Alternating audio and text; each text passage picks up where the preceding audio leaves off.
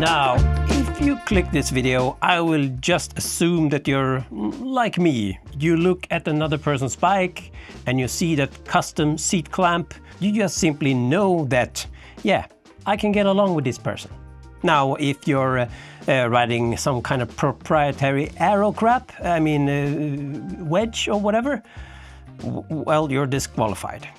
I'm kidding, of course. No, anyway, I've been on a little bit of a seat post clamp journey the last 8 months because of my RE Schaefer, and that's because of this, the original RE Schaefer seat clamp, which is totally fine, but it's a bit on the heavy side, and I thought it's a cheap way to shave some grams, but also adding that kind of a little personal touch of flair to your bike.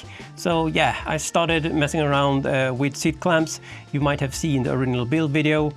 We started with this Elita ONE carbon seat clamp, which I sang my praises on, but yeah, this happened eventually. I hope you can see that.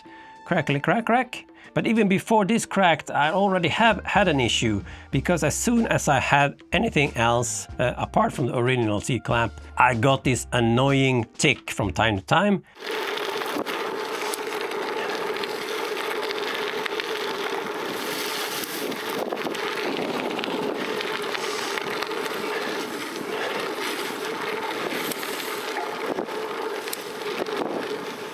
And that's why I messed around with the different seat posts, because I thought it was the seat post's fault at first. But yeah, eventually I netted down to the seat clamp, and I tried to increase the clamp force to see if that helped.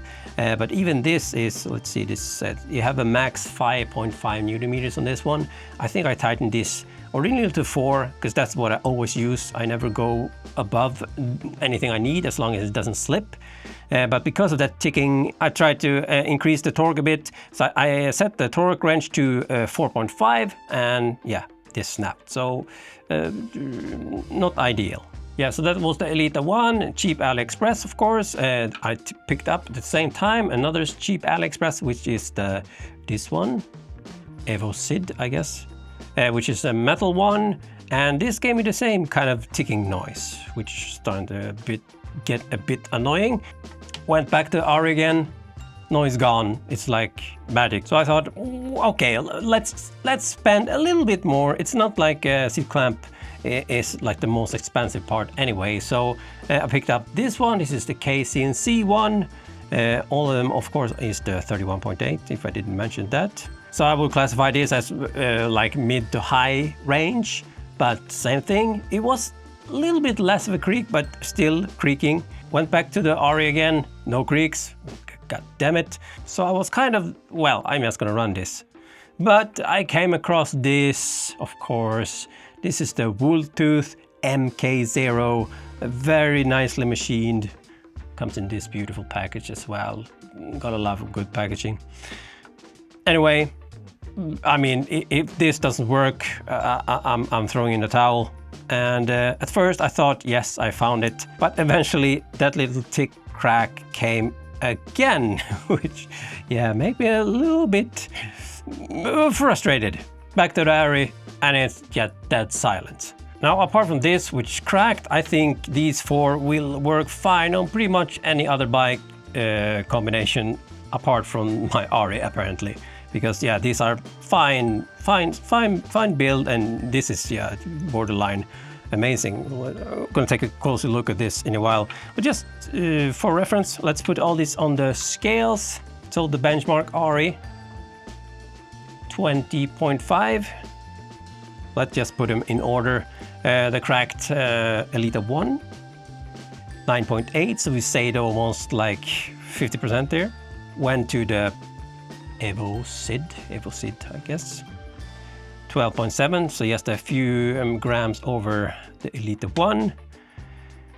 Took the dive on the KCNC one, 10.3, so it was almost 50 there as well. And last but not least, the Wolf Tooth MK0, 15.4, which is of course a bit heavier than this, but I mean, this is such a nice clamp.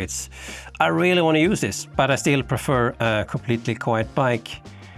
regardless of how nice this is. So I've given up now. I will stick to the RE1 because yeah, it simply works, and I guess I have to pay those 5 grams in penalty.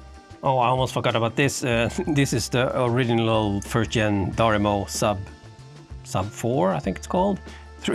3 grams. That's probably why that did not last very long. To be fair, the replacement I got for this was much higher, basically kind of the same height as all these. For that, whatever that's worth. I sold that pretty quick though, so that's why I don't have it here. And for reference, this is what I have, another metal one. I think this is the Juniper. Well, what's left of that. As you can see, that's also cracked, so I have had my issues with the C-post clamp in the past. But yeah, it's just to show you that it's not just the cheapest Elita ONEs that fail. Darimo, I don't know if you want to call this high-end, but this at least, the Juniper one is basically like a middle tier. Maybe put it in, I think the KC is still above that, but it's above the Evo seat for sure. Now let's get a little bit more nerdy. So the seat post on my R Schaefer has a kind of a double slit, so it has a cutout or a slit in the front and in the back. Normally you would put the clamp like opposite to that slit, but since we have both, it doesn't really matter. Ari put this the screw pointing back on all of their bikes, so that's what I've been doing. I also tried them to flip them other way around, but still on all clamps apart from the R1, they still give me noise. So I was thinking, has it something to do with the depth of the actual clamp area? So I actually got a cheap new digital one because I know as much as I love the analog one, it doesn't really show up on video that good. So the original clamp to that lip is 12.6 millimeter. If we take the Elita ONE, 11.7, so a bit shallower. So I thought maybe that's something to do with it. The Evo Sid one is a little bit shallower yet, 10.7, and all these have a little stopper lip.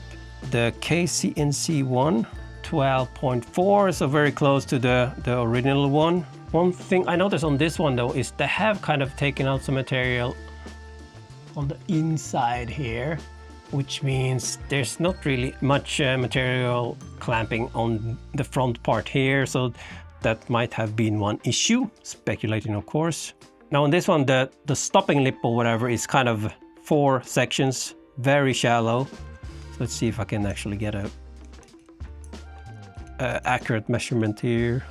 12.2, something like that. I wouldn't put too much weight into my measurement skills, but yeah, in this, it's definitely in the same park as this. These are a bit shallower. Now, when it comes to putting this on the tube, like before you actually tighten it down, the best fit of them all is this. It's like such a nice fit, just slips on with that, you know, that almost sucking sound. So damn accurate. All the other clamps have a little play on them. Of course, they're not tightened down, so it's not the end of the world or anything like that. But just thinking about how well they fit, in my mind, this should be the best one. But again, you can't argue with noise. So the only thing I can really think of why this works better, well, apart from it's heavier, more heavy duty, I don't know, is this top lip is much deeper than any of these. So this top part almost covers the actual carbon tube ends. And I don't know if that has something to do with keeping it from clicking or ticking or whatever. Yeah, but that's kind of the only thing I can think of why this works and these don't for some reason. Otherwise, I would say, the edges on this is pretty damn sharp. Same as with this one, it's pretty damn sharp. So that shouldn't make a huge difference. This one is also, well, this is much better, a little bit more rounded edges, so I won't imagine this would do any damage, but again, this hasn't done any damage yet. So anyway, I'm bummed that I can't use this, but I still want to point out some really nice design things on this, even though it's not the lightest one, of course. First off, this is a T25 bolt here. But as you can see, the hole here is much bigger, so you have a lot of wiggle room. And on the other side is one of those, what do you call this? These kinds of thingamajigs. So this will rotate, so once you tighten this down,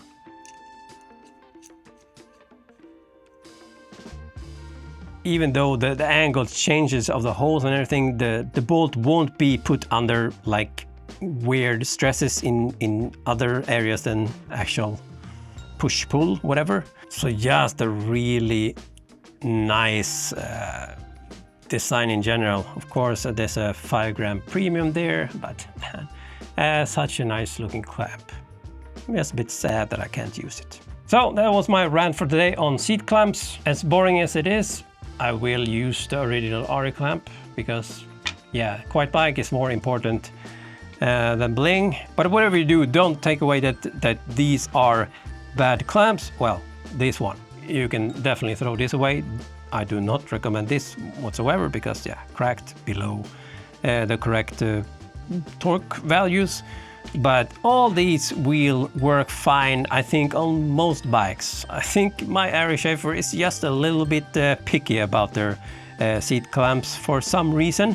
You could argue that that's a frame problem, but they provide a clamp that works absolutely flawlessly. So, yeah, of course, the weight is not a discussion, but yeah, let's end it there. Too much talk about seat clamps. And of course, don't be offended if you are using a wedge. Catch you in the next one. Peace.